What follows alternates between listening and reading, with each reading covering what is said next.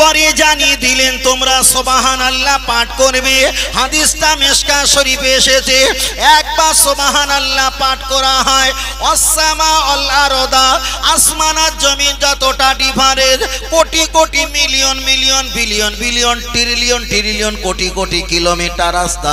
নবী আমার মিশকাত হাদিসে বলেন একবার যদি সুবহানাল্লাহ পাঠ করা হয় আসমান আর জমিন যতটা ডিফারেন্স, একবার সুবহানাল্লাহ পাঠ করলে আসমান আর জমিন এতটা ফাঁকা জায়গা আমার আল্লাহ নেকি দিয়ে ভরপুর করিয়ে দেয়।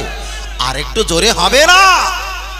তবে নামাজ পড়তে গেলে আল্লাহর কোরআন দিয়ে নামাজ হয়। তবে আমাদের পীর মাশায়েখরা শিখিয়েছেন আল্লাহকে মানলে নবী মানা নয়, নবীকে মানলে আল্লাহ মানা হয়। আল্লাহ নবী আমার হাদিস শরীফে বললেন মান আসানি, কেউ যদি আমাকে সরিয়ে দেয় ফাকাদ আসাল্লাহ, আমার আল্লাহ তাকে সরিয়ে দেবে। নবী আমার বললেন মান আতানি, কেউ যদি আমাকে বুকে নেয়, আমাকে ভালোবেসে নেয়, ইত্তেবা করে, ফাকাদ আতাল্লাহ, আমাকে ইত্তেবা ভালোবাসলে ওই ভালোবাসা ইত্তেবা আমার আল্লাহর হয়ে যাবে। জোরে বলেন। আমরা শুনে এসেছি নামাজ পড়তে গেলে কোরআন লাগে, কোরআন না হলে নামাজ পড়া যায় না, কথাটা সত্য। কিন্তু আমি আপনাকে বলছি মসজিদে আজান হয় 7:30 কিংবা 7:10 এশার আজান হয়, মসজিদে আজান হয় আল্লাহু আকবার আল্লাহু আকবার বলে আজান হয়। এই আজানটা কিসের জন্য দেয়? মায়েদের মাথায় কাপড় ওঠানোর জন্য নয়, ঘুম থেকে জাগার জন্য নয়, ভাত খানা পিনা খাওয়ার জন্য নয়, কাজকর্ম বন্ধ করার জন্য নয়। এই আজানটা দেয় একমাত্র নামাজের জন্য আজান দেওয়া হয়। কিন্তু নামাজটা হয় আল্লাহর কোরআন দিয়ে। কিন্তু যখন আজান দিচ্ছে নামাজিদের নামাজের জন্য ডাক দেওয়া হয়, কিন্তু ওই আজানটা আল্লাহর কোরআন নয়, ওটাই হলো নবী পাকের হাদিস, ওটা কোরআন নয়। তাহলে হাদিস দিয়ে মানুষকে নামাজের জন্য ডাকা হয়। এবার প্রথমে মসজিদে প্রবেশ করতে গেলে প্রথমে ডান পা দিতে হয় আল্লাহুম্মা আফতালি আবু আবা রাহমাতি, প্রথমে ডান পা দিয়ে এই দোয়াটা পড়তে হয়। এই দোয়াটা কিন্তু কোরআন নয়, এটাই হলো নবীর হাদিস। এবার আপনি মসজিদে গিয়ে নিয়াত করবেন নাওয়াইতুন উসাল্লি লিল্লাহি তাআলা আরবা'a রাকাআতাই সালাতি ইশা ফরদুল্লাহি তাআলা মুতাওয়াজ্জান ইলা জিহাতিল কাবাতি শরীফাতি আল্লাহু আকবার। আপনি নিয়াত করবেন ইন্নামাল আমালু বিন্নিয়াত। এই নিয়াতটা কিন্তু কোরআন নয়, এটাই হলো হাদিস। এবার আপনি তাহারিমা বাঁধবেন নাভির নিচে, এটা হলো নবীর হাদিস। এবার আপনি সানা পাঠ করবেন সুবহানাকা আল্লাহুম্মা বিহামদিকা ওয়া তাবারাকা ইসমুকা, এমন করে দোয়া সানা পাঠ করবেন, এটা হলো হাদিস। এবার আপনি আউযু বিল্লাহি মিনাশ শাইতানির রাজিম পড়বেন, এটা হলো হাদিস। এবার একটা বার আগিয়ে চলে যাও কোরআন শরীফে। কোরআন শরীফ হলো নরমালে দাম 600 থেকে 700 টাকা দাম, 114টা সূরা, 30টা পারা, 848টা পৃষ্ঠা, আর 6666টি আয়াত। এই কোরআন শরীফের ভিতরে কোথাও আউযু বিল্লাহি মিনাশ শাইতানির রাজিম নয়, এটাই কিন্তু একমাত্র ওটাই হলো হাদিস, ওটাই হলো হাদিস। এবার আপনি নামাজ মসজিদে নিয়াত থেকে নিয়ে আউযু বিল্লাহ বিসমি আউযু বিল্লাহ পর্যন্ত পড়েছেন। এবার চলছে হাদিস হাদিস, এখনো পর্যন্ত কোরআন আসেনি। কিন্তু আমরা ছোট থেকে শুনে এসেছি নামাজ পড়তে গেলে কোরআন লাগে, কোরআন না হলে নামাজ হয় না। কিন্তু নিয়াত বাদলাম, তাহারিমা বাদলাম, দোয়া সানা পড়লাম, এত গুণ করলাম, এটা তো নামাজের অংশ, এখন কোরআন আসেনি। তাহলে এখানে প্রমাণ হয়ে গেল কোরআন ছাড়া যেমন নামাজ অসম্ভব, নবীর হাদিস ছাড়াও নামাজ তেমন অসম্ভব। কেন? নবী যেখানে আমার আল্লাহর রহমত সেখানে।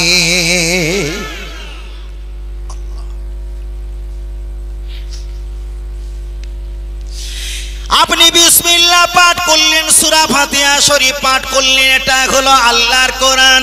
অন্য একটা সূরা পাঠ করলেন, এটা হলো কোরআন। আল্লাহু আকবার বলে রুকু করলেন, এটা হলো হাদিস। সুবহান রাব্বিয়াল আযীম পড়লেন, এটা হলো হাদিস। সামি আল্লাহু লিমান হামিদা বললেন, এটা হলো হাদিস। রব্বানা লাকাল হামদ বললেন, এটা হলো হাদিস। আল্লাহু আকবার বলে সেজদা গেলেন, এটা কোরআন নয় হাদিস। সুবহান রাব্বিয়াল আলা বললেন, এটা হলো হাদিস। আবার আপনি বসে আত্তাহিয়াত পাঠ করলেন, এটা হলো হাদিস। আপনি দরুদ শরীফ পড়লেন, এটা হলো হাদিস। আপনি দোয়া মাসুরা পাঠ করলেন, এটা হলো হাদিস। আপনি ডান দিকে সালাম ফিরালেন, আসসালামু আলাইকুম ওয়া রাহমাতুল্লাহ। আল্লাহর নবী বলেছেন আসসালামু ক্বাবলাল কালাম। আপনি নামাজে সালাম ফিরালেন, ওটা হলো হাদিস। আপনি আল্লাহুম্মা আমিন বললেন, এটা হলো হাদিস। আপনি মোনাজাত শেষ করে সময় বিরহমাতিকা ইয়া আরহামার রাহিমিন বললেন। আবার অনেকে লা ইলাহা ইল্লাল্লাহ মুহাম্মাদুর রাসূলুল্লাহ বলে মোনাজাত শেষ করা হয়। কোরআন শরীফে এতটা এসেছে, ওয়াকাফা বিল্লাহি শাহিদা মুহাম্মাদুর রাসূলুল্লাহ পূর্ণাঙ্গ কলেমা কোরআন নয়, ওটা হলো হাদিস। তাহলে মসজিদের আজান থেকে নিয়ে মোনাজাত শেষ পর্যন্ত শুধু হাদিস আর হাদিস। হিসাব করে পাওয়া যায় নামাজ পড়তে গেলে কোরআনের অংশ যদি 2% হয়, হাদিসের পার্সেন্ট হলো 8%। তাহলে এত বছর শিখেছি কোরআন ছাড়া নামাজ হয় না, তার পার্সেন্ট হলো 2%। কিন্তু হিসাব করে দেখছি হাদিসের পার্সেন্ট হলো 8%।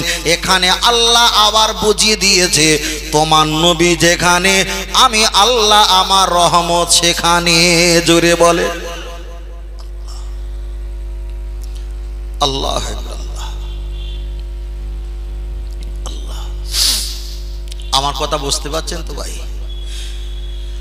পরিবেশটা একেবারে প্রথম ছিল তো, ছেলেরা একটু উল্টো পাল্টা ছিল, তাই একটু সময় গেল। একটু যদি ঠিক না করে নেওয়া হয় সেই রকম পরিবেশটা ঠিক থাকে না। সবকিছু মানিয়ে নিতে হয়। আল্লাহ আল্লাহ। তবে আমি আপনাকে বললাম নামাজটা হলো আল্লাহর ইবাদত, আফদলুল ইবাদত। ইবাদাতিস সালাত, সবচাইতে বড় ইবাদত হলো নামাজ। কিন্তু ওই নামাজে আল্লাহর কোরআনের ভাগ হলো 2, নবীর হাদিসের ভাগ হলো 8। এবার বলেন যার ভাগ বেশি সেটা আমরা বলি না যে হাদিস ছাড়া নামাজ হয় না।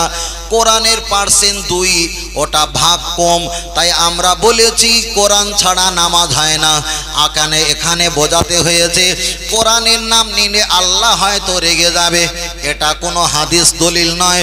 বরং হাদিস কোরআনে এসেছে নবীকে না নিলে আমার আল্লাহকে নেওয়া হবে না। তাহলে এখানে প্রমাণ হয়ে গেল আমার নবীকে নিলে আমার আল্লাহকে নেওয়া হয়ে যায়। চলেন আমি আপনাকে বোঝাতে চেয়েছি, নামাজ পড়তে পড়তে কোনো ব্যক্তিকে যদি সালাম দেওয়া হয়, আসসালামু আলাইকুম অমুক ভাই, আপনার নামাজটা ডিলেট হয়ে যাবে। কেউ যদি সালামের জবাব দেয় নামাজ অবস্থায়, তার নামাজটা ভঙ্গ হয়ে যাবে। তাহলে সালাম দিলে নামাজ ভঙ্গ, নামাজের ভিতরে সালামের জবাব দিলে নামাজ ভঙ্গ। কিন্তু আল্লাহর কি কারিশমা, আল্লাহর কি নিয়ামত, ওই সালামের ভিতরে আমার আল্লাহ সালাম নেয় না। নবীর জন্য সালাম দেওয়া আল্লাহ ওয়াজিব করে দিয়েছে, মানে ফরজের কাছাকাছি। আসসালামু আলাইনা, আসসালামু আলাইকা ইয়া আইয়ুহান নবিয়্যু রাহমাতুল্লাহি ওয়া বারাকাতু। আমার নবীর প্রতি আমার আল্লাহ সালাম পড়া ওয়াজিব করে দিয়েছে। এখানে আর একবার প্রমাণ হয়ে গেল নামাজটা আমার দিয়ে সাজাইনি, আমার নবীকে দিয়ে আমি আল্লাহ নামাজ সাজিয়েছি। জোরে বলেন।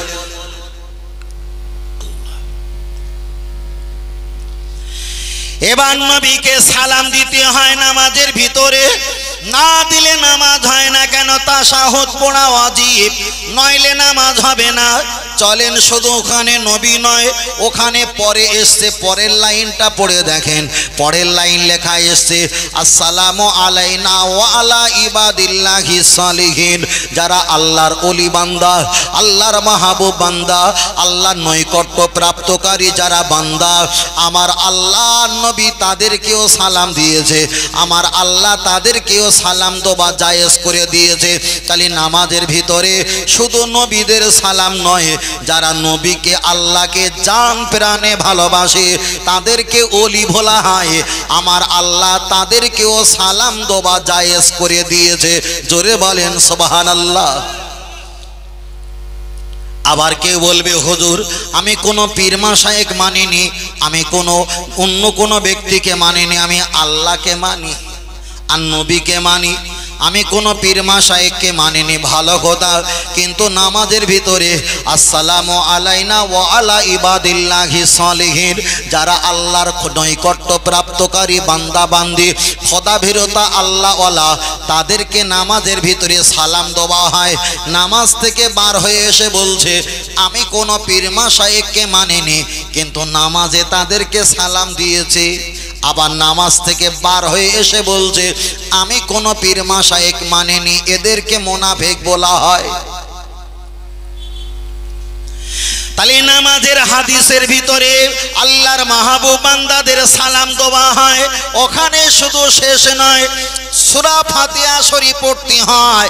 আল্লাহ নবী বুখারীতে বললেন লা সালাতা ইল্লা বিফাতিহাতিল কিতাব আও কামা ক্বালা আলাইহিস সালাম, সূরা ফাতিহা শরীফ ছাড়া নামাজ হবে না, আলহামদু সূরা না পড়লে নামাজ হবে না। কিন্তু আপনি একা একা যখন নামাজ পড়বেন আপনাকে সূরা ফাতিহা পড়তে হবে। ওই সূরা ফাতিহা শরীফের ভিতরে একটা আয়াত আছে ইহদিনাস সিরাতাল, বলে ইহদিনাস সিরাতাল মুস্তাকিম, जिसका मतलब ऐसी है, যার ব্যাখ্যা হলো আল্লাহ চালাও সে পথে যে পথে তোমার প্রিয়জন গেছে চলে। আল্লাহর প্রিয়জন যারা যে রাস্তায় চলেছে ওই রাস্তায় যাবার জন্য সূরা ফাতিহার ভিতরে আল্লাহর কোরআনের আয়াত পড়ছো। আল্লাহর প্রিয়জন কারা? নবীরা, সুহাদারা, সালেহিন, সৎ ছেলে, সিদ্দিকিন, তারাই হলো আল্লাহর মাহবুব, আল্লাহর নৈকট্য প্রাপ্তকারী সালেহিন বান্দা বান্দি। এবার বলেন আমরা নবীকে পেলাম না, আমরা সোহাদাকে পেলাম না, সালেহিন সৎ ছেলে পেয়েছি ফুরফুরা দাদা পীর, সিদ্দিকিন বংশটা পেয়েছি ফুরফুরার আবু বকর সিদ্দিক। ওই পথে যাবার জন্য ইহদিনাস সিরাতাল মুস্তাকিম পড়ছি আর নামাজ থেকে বার হয়ে বলছি আল্লাহর ওলিদেরকে আমি মানি না আল্লাহ আর নবী ছাড়া, এদেরকে বলা হয় টাটকা মুনাফিক।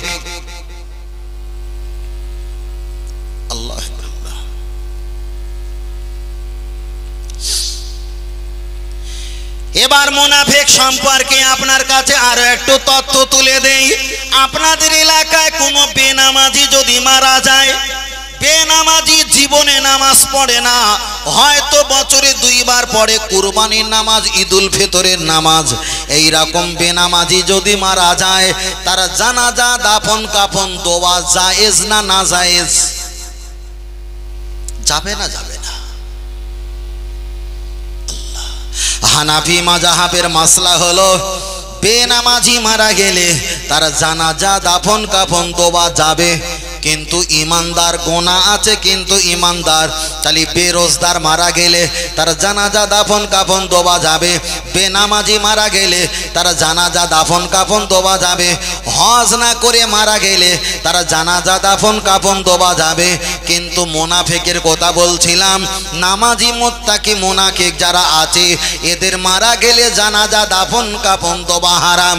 কোথায় এসছে? আল্লাহর কোরআন বলে দিয়েছেন ওয়ালা তুসাল্লি আলা আহাদিম মিনহুম মাতা আবাদা। হে নবী মুহাম্মদ সাল্লাল্লাহু আলাইহি ওয়াসাল্লাম, যারা মুনাফিক ওদের জানাজা নামাজ পড়বে না আমি আল্লাহ হারাম করে দিলাম। আল্লাহর কোরআন পরে বললেন ওয়ালা তাকুম আলা কবরিহি, মুনাফিকের কবরের কাছে যাবে না, যতই বড় নামাজি হোক ওদের কবরের কাছে ধারে দাঁড়াবে না, হারাম করে দিলাম। আল্লাহর কোরআন পরে বললেন ইস্তাগফির লাহুম আও লা তাস্তাগফির লাহুম, ওই রকম দেখনে ওয়ালা নামাজি মুনাফিক যদি মারা যায় তার জন্য দোয়া দরুদ করবে না, ওটা হারাম করে দিলাম। আল্লাহর কোরআন পরে বললেন ইন তাস্তাগফির লাহুম 70 মাররাতান, তবে মুনাফিকের জন্য যদি 70 বার দোয়া করা হয় আমার আল্লাহ দোয়া কবুল করবে না। তাহলে গুনাহগার মারা গেলে জানাজা দাফন কাফন দোয়া যাবে, কিন্তু নামাজিওয়ালা যদি মুনাফিক হয় তার কবরের কাছে তার জানাজা তার দাফন কাফন তার জন্য দোয়া, তার জন্য হাত তুলে মাঙ্গা দোয়া মাঙ্গা শরিয়াতে আমার আল্লাহ হারাম করে দিয়েছে। তাহলে এখানে প্রমাণ হয়ে গেল আল্লাহর ওলিদের যারা শত্রু আল্লাহ এবং নবীদের শত্রু, আল্লাহর ওলিদের যারা বন্ধু আল্লাহ এবং রসুলের বন্ধু হয়ে যায়। বলুন সুবহানাল্লাহ। ওই খেলনালা উঠেছে, যা বাবু যা, উঠে যা। হ্যাঁ ছোট ওই ঘুরতেছে, তুইও ছোট, যা চলে যা, পিছন পিছন যা, যা ডিস্টার্ব করিস নি, যা। বহুত জ্বালিয়েছিস, তোর বাপ চাচারা খালা ফুপুরা বিরাট জ্বালিয়েছে, জ্বালাস নি, যা। আল্লাহ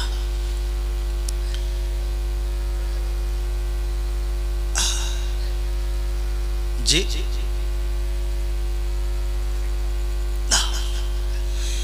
আর সব ভালো লাগে না। এখন কুকুর মারতে গিয়ে এসি ঘরের হাওয়াটাই খাওয়া হবে না।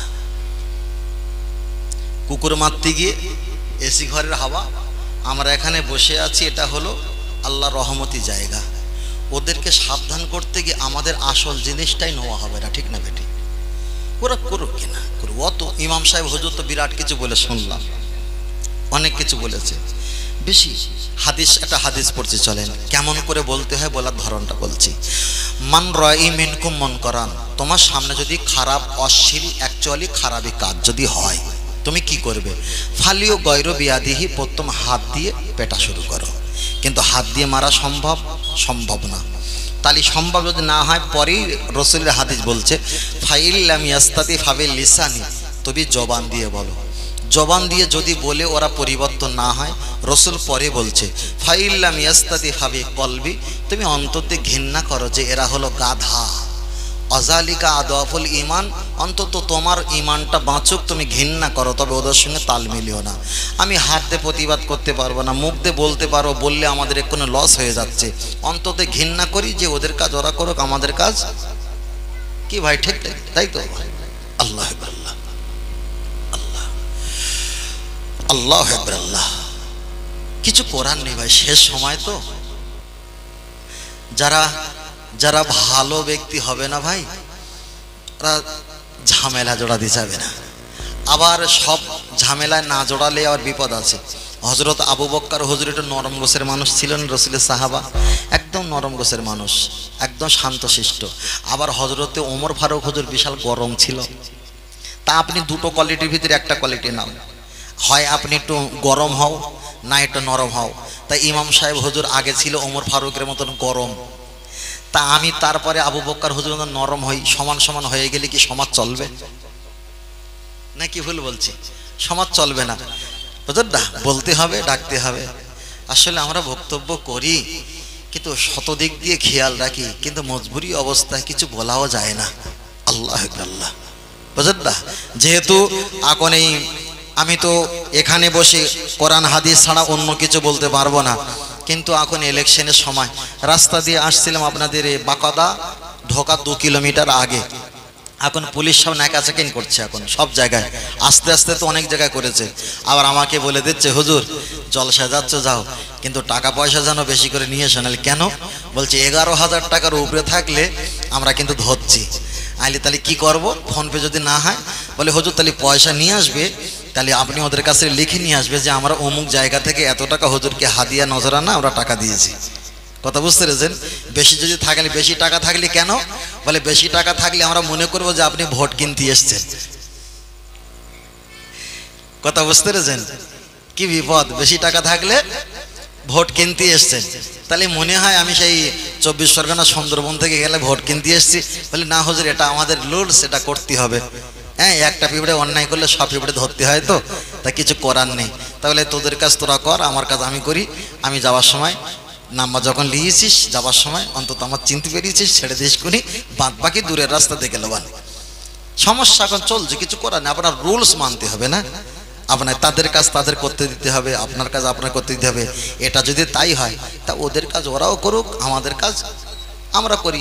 তবে আমাদের চলা বন্ধ রাখলে হবে না। এই এতক্ষণ গল্প করছি 3-4 মিনিট, আমরা 3-4-5টা হাদিস থেকে বঞ্চিত হয়েছি, হয়নি? বঞ্চিত হয়েছি, এখান থেকে অনেক কটা হাদিস আমরা বঞ্চিত হয়েছি, বোঝেন? চলেন, আর আমাকে ওইলি বলবেন না। যদি খেয়াল পড়ে আমি একটা দুটো অপশন বলবো নিজের ইচ্ছায়, কিন্তু আসল বিষয়টা আমরা ছাড়বো না, আগিয়ে যাই। চলেন আমি আপনার কাছে বলছিলাম নামাজ সম্পর্কে বলছিলাম, তারপরে বলছিলাম রসুল সম্পর্কে। আর রসুলকে যারা মহব্বত করে না, রসুলকে যারা একটু বেকা চোখে তাকায়, ওরাই তো হলো মোনাফেক। গুনাহগারের জন্য জানাজা দাফন কাফন দেওয়া জায়েজ, কিন্তু মোনাফেক মারা গেলে তার দাফন কাফন মাটি দোয়া করা, কবরের কাছে দাঁড়ানো হারাম। আল্লাহর কোরআন তার জবাব দিয়েছে।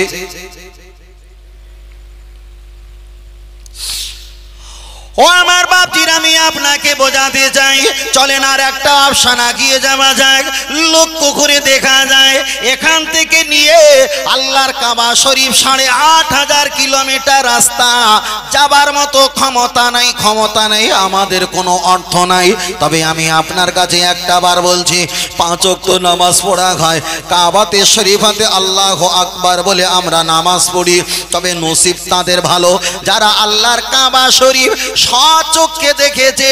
ওরা যখন একটা বার কাবা দেখে বাড়ি চলে আসে, নামাজে যখন দাঁড়িয়ে যায়, দাদু ভাই চোখ বুঝালে যেন কাবার সামনে দাঁড়িয়ে আছি, এটাই তারা অনুভব করে।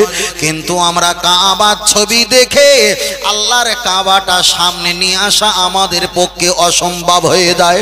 তবে জেনে রেখে দাও, কোনো ব্যক্তি যদি আল্লাহর কাবায় যায়, এই মাথার পাগড়ি থাকবে না, এই মাথার চুলগুলো থাকবে না, এইগুলো ত্যাগ করতে হয়। গায়ের পোশাক আছে দুনিয়াবি পোশাক, এটা খুলে দিতে হয়। মরণের কাফনের কাপড়, ওকে এহরামের কাপড় বলা হয়। ওই কাপড়টা গলায় জড়িয়ে গায়ে জড়িয়ে আল্লাহর কাবার দিকে রওনা দিতে হয়।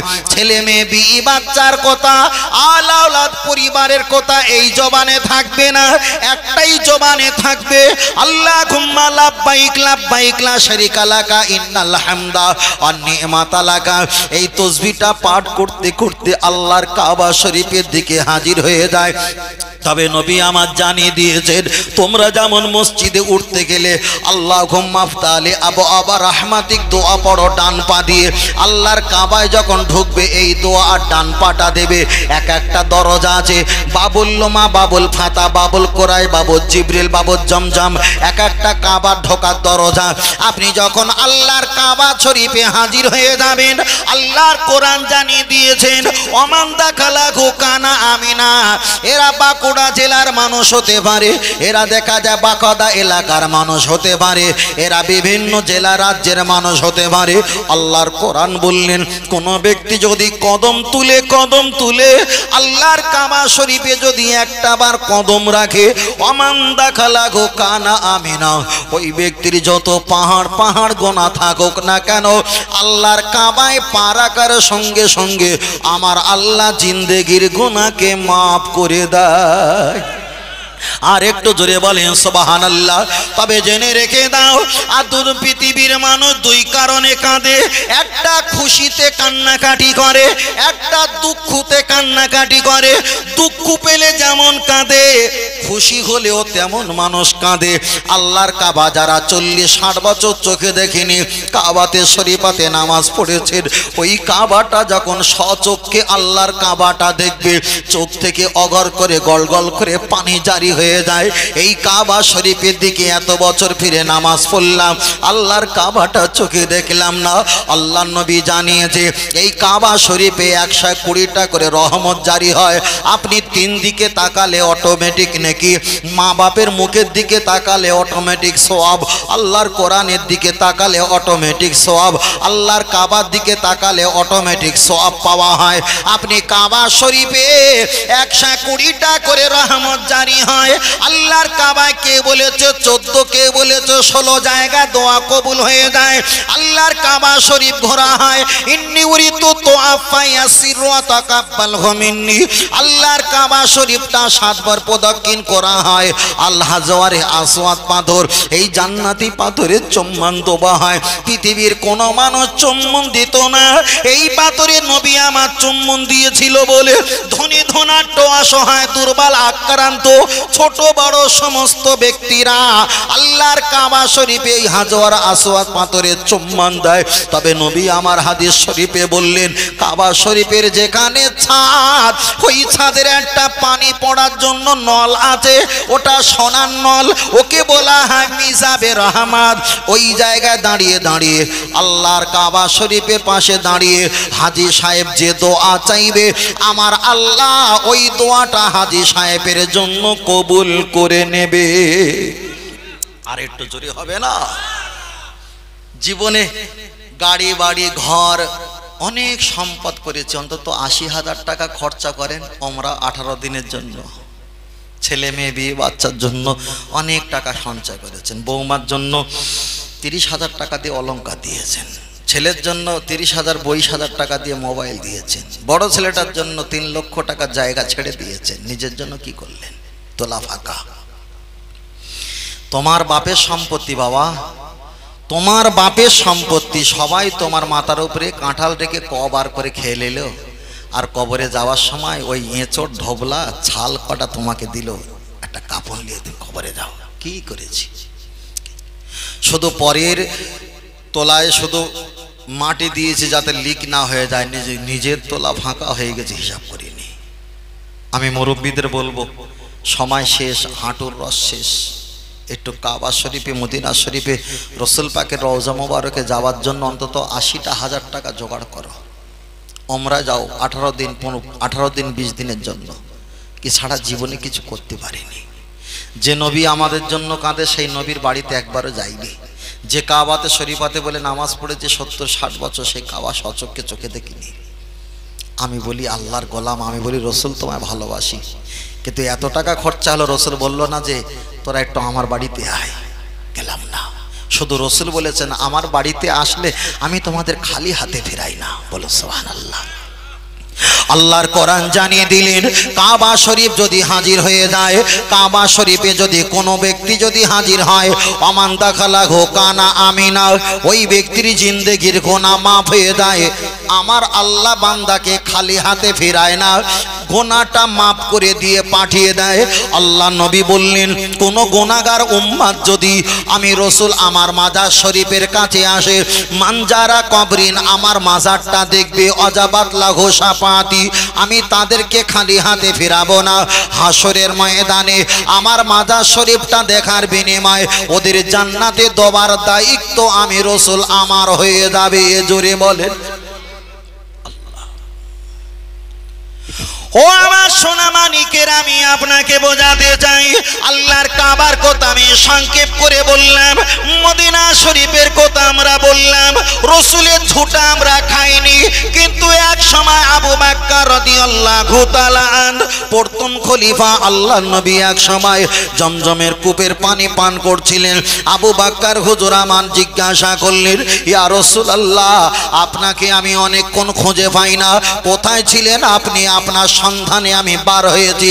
নবী আমার বললেন, আবু বকর বাবা, এই পানিটা আমি পান করছিলাম, তুমি যখন আমার যা ডাকলে, সালাম দিলে, আমি আর পানি পান করব না।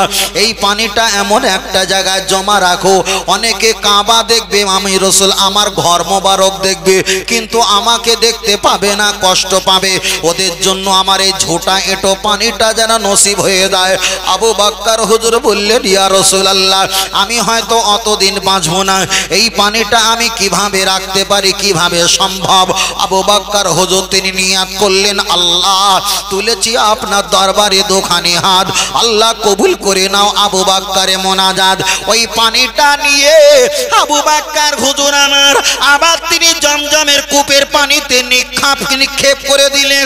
চৈত্র বৈশাখ জ্যৈষ্ঠ মাসে আমাদের খালের পানি, নদীর পানি, টিউবওয়েলের পানি রৌদ্রে কম বেশি হয়ে যায়, কম বেশি হয়ে যায়। কিন্তু নবী ইসমাইলের পাঠকা থেকে নিয়ে ওই জমজমের কূপের যুগের পানি, আর আজকের দিন পর্যন্ত কম বেশি হয় না।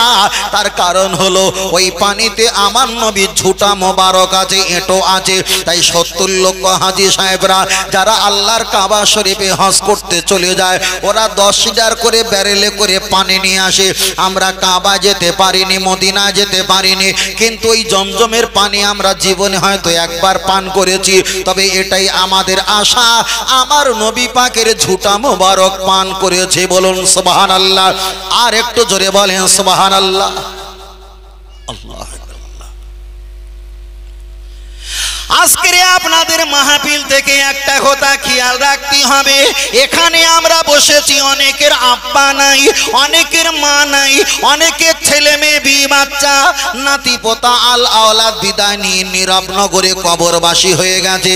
আজকের কবরের কাছে গিয়ে যদি আব্বা আব্বা আব্বা বলে যদি চিল্লা চিল্লি করে ডাকা হয়, আব্বা মা কবর ভিতর দিয়ে বেটা বলে ছেলে বলে আর আওয়াজ দেবে না।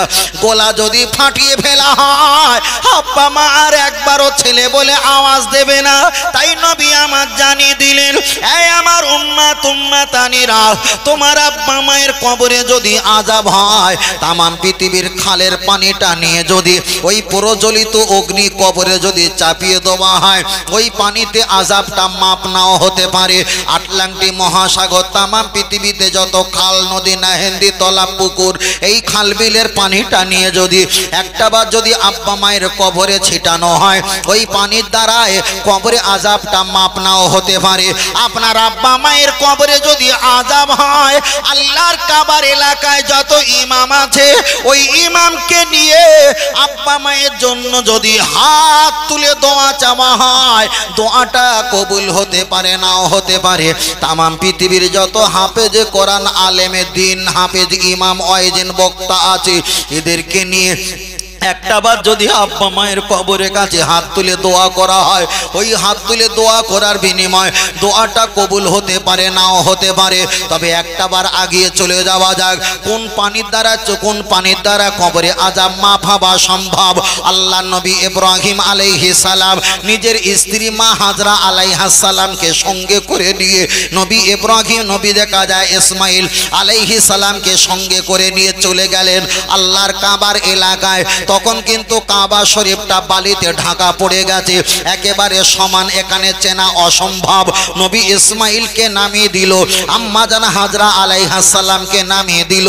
আমি বলতে চেয়েছি কোন পানির বিনিময় আল্লাহর কাবা আমার আব্বা মায়ের কবরে আযাবটা মাফ হওয়া সম্ভব।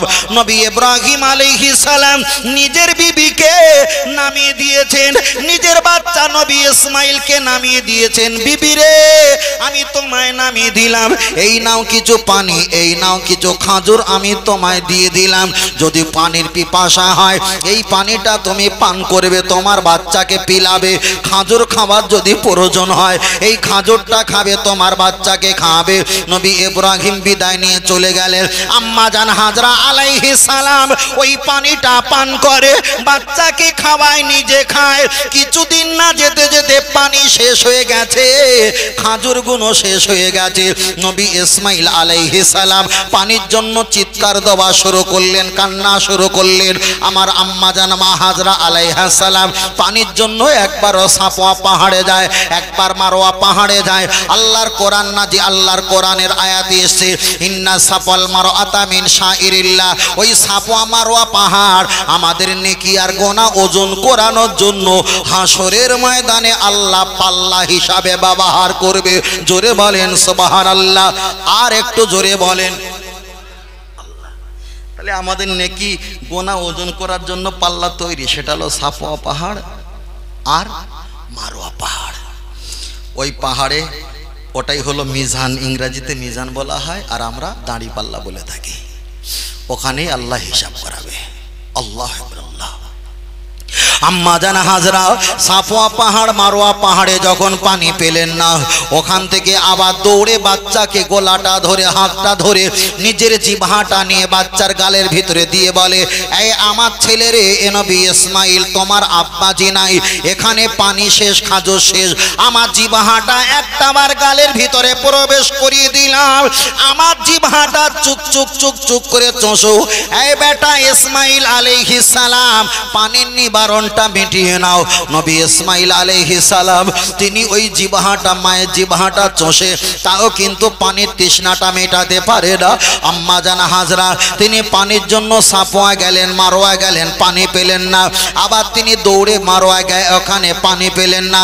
ওই পাহাড়ের উপরে দাঁড়িয়ে দাঁড়িয়ে গলাটা লম্বা করে দিয়ে বাচ্চার দিকে বারবার বারবার তাকায়, রব্বি গফির আরহামান তাল আজওয়াল আকরাম, আল্লাহ আপনি দয়া করো, আপনি আমাকে ক্ষমা করে দাও।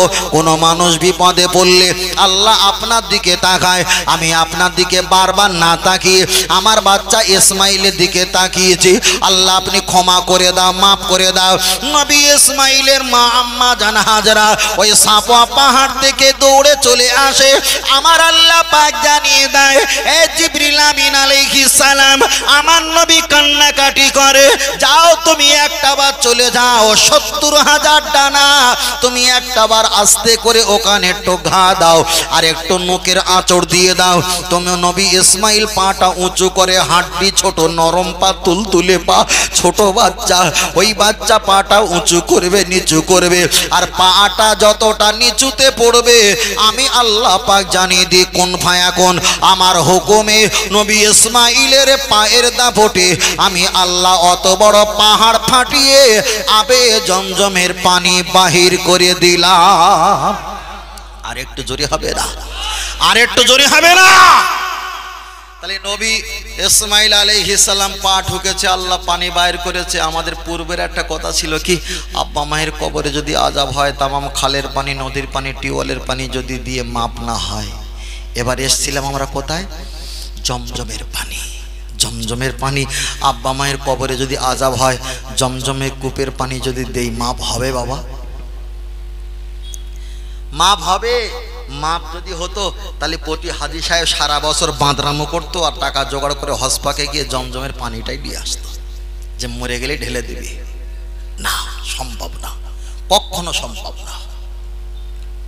আমি আপনাকে বোঝাতে চেয়েছি, জমজমের কূপের পানি দিয়ে আল্লাহর মহল্লার কোন বান্দার কবরে যদি আযাব হয়, ওই আযাবটা নির্বাধিত ঠান্ডা করা সম্ভব নয়। এর আগে আমি আপনাকে বলেছিলাম, খালের পানি, টিউবওয়েলের পানি, পুকুর পুষ্কনের পানি, তালাবের পানি, সমুদ্রের পানিটা নিয়ে আব্বা মায়ের কবরে যদি চাপিয়ে দেওয়া হয়, মাপ হবে না।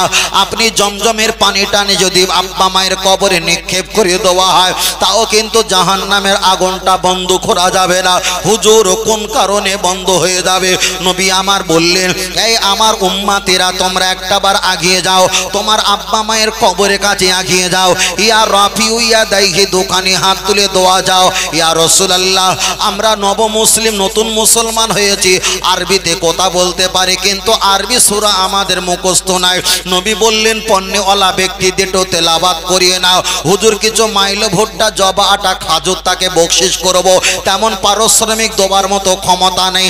নবী বললেন, তুমি একটাবার আব্বা মায়ের কবরের কাছে গিয়ে তোমার আব্বা আব্বা মামা বলো, আর মাঝে মাঝে আল্লাহকে ডাকো, এতটুকু বলতে পারবি। ইয়া রাসূলুল্লাহ তুমি যদি আব্বা আব্বা মামা বলে কাঁদতে কাঁদতে যদি চোখ থেকে এক ফোঁটা পানি জারি হয়ে যায়, আল্লাহর নবী জানিয়ে দিয়েছেন, লা ইয়ালিজুন নারা বাকা মিন খাশিয়াতিল্লাহ, তামাম সমুদ্রে জমজমের কূপের পানিকে আমার আল্লাহ হটি দিয়ে আল্লাহ সন্তানের এক ফোঁটা চোখের পানির বিনিময়ে তোমার আব্বা মায়ের কবরে আযাবকে আল্লাহ মাফ করে দেবে। আরেকটু জোরে হবে না সুবহানাল্লাহ? নারে তাকবীর। বারবার করে বলছি বাবা, আমরা যে পথে আছি, যে জায়গায় আছি, আমাদের মুরব্বীদের যারা কবরে গেছে, দোষ যে তাদের নেই এটা বলা ভুল। দোষ 16 আনা তাদের আছে, 16 আনা দোষ আছে, মারাত্মক দোষ আছে। এখন যেসব ছেলেগুলো আছে এরা এখন একটু ধর্মকর্ম সম্পর্কে বুঝেছে, কিন্তু 30 বছর পিছিয়ে যাও, এই সময় বাচ্চারা যারা ছিল 30 বছর বয়সে, তারা কিন্তু এদের মতো এত ধর্মকর্ম বুঝতো। তাহলে এনাদের আব্বা মা, এনাদের একটু জীবনটা সার্থকের পথে আব্বা মার একটা চাপ আছে, প্রতিবেশীর একটা চাপ আছে, নিজের একটা চিন্তা ভাবনা আছে, এই জায়গাটায় এসছে। ওই জন্য বলছে বাড়ির ভিতরে মা ভালো হোক, মা ভালো হোক, না হয় আব্বা ভালো হোক, দুটোর ভিতরে কেউ ভালো হলে, 4টে সন্তানের ভিতরে একজন যদি আব্বা মায়ের মতাদর্শ যদি মেনে নেয়, তাহলে ওই পরিবারটা সুখী পরিবার। তাহলে এরকম যদি আমাদের বাড়িতে যদি 100খানা বাড়ি থাকে, প্রতি বাড়িতে যদি আব্বা মা দুটোর মধ্যে কেউ যদি একজন ভালো হয়, 3টে 4টে 5টা 6টা ছেলে মেয়ে যদি থাকে, তার ভিতরে এক একটা পরিবারের ভিতরে 7 জনের ভিতরে যদি একজন যদি ভালো হয়, আমাদের এলাকাটা ধন্য আর ধন্য হবে। কিন্তু 200 ঘর ঘুরে দেখলেও 5 জন খুঁজে পাবা। দোষটা আমাদের নয়, 16 আনা দোষ আমাদের পূর্বে মুরব্বীদের দোষ। তারাও ধর্মকর্ম করতো না, ধর্মকর্ম করার জন্য চেষ্টা করতো না, এবং জানতো না। যারা জানে তাদের কাছে জানারও চেষ্টা করেনি। আমরা প্রজন্মিত এসেছি, আমাদেরকে ওই রাস্তায় নিয়ে যায়নি, কেন তারাও ছিল না, আমাদেরকেও রাখার চেষ্টা করে না। তাই আমরা বলছি ভাই, পৃথিবীতে কেউ কারণ নয়, তাদের জবাব তারা দেবে, এনাদের জবাব এনারা দেবে, আপনার জবাব আমার জবাব আমাদের নিজ নিজ যেতে হবে। মান আরাফা নাফসাহু ফাকাদ আরাফা রাব্বাহু, যে নিজে নিজেকে নিয়ে ভাববে, চিন্তা করবে, ফাকাদ আরাফা রাব্বাহু, ওই ব্যক্তি তো মহান আল্লাহকেই চিনে ফেলবে। বলুন সুবহানাল্লাহ। আর একটু সকলে বলি সুবহানাল্লাহ। এবার একটু মুহাব্বতে দরুদ শরীফ পড়ি। আল্লাহুম্মা,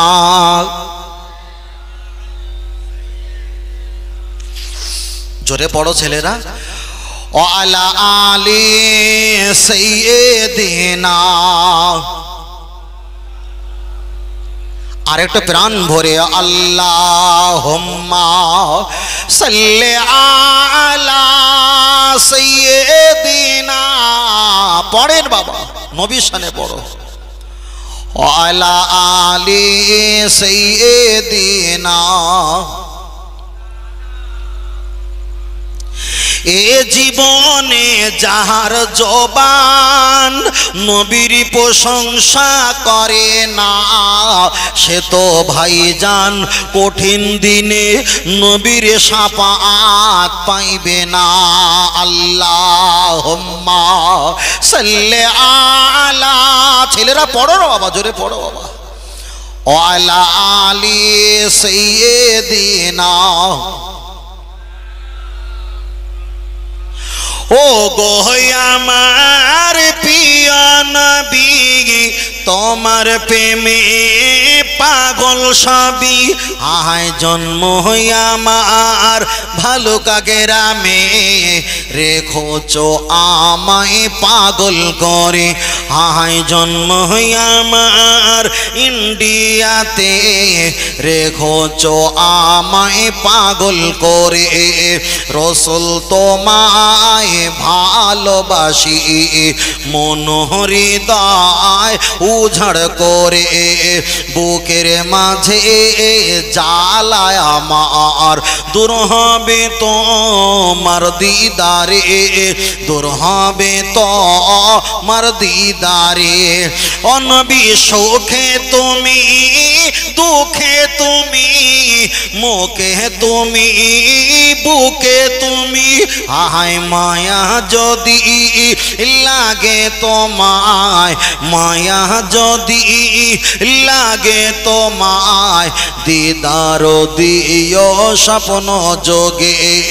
রসুল তোমায় ভালোবাসি, মন হৃদয় উজাড় করে, বুকের মাঝে জ্বালায় আমার, দূর হবে তোমার দিদারে।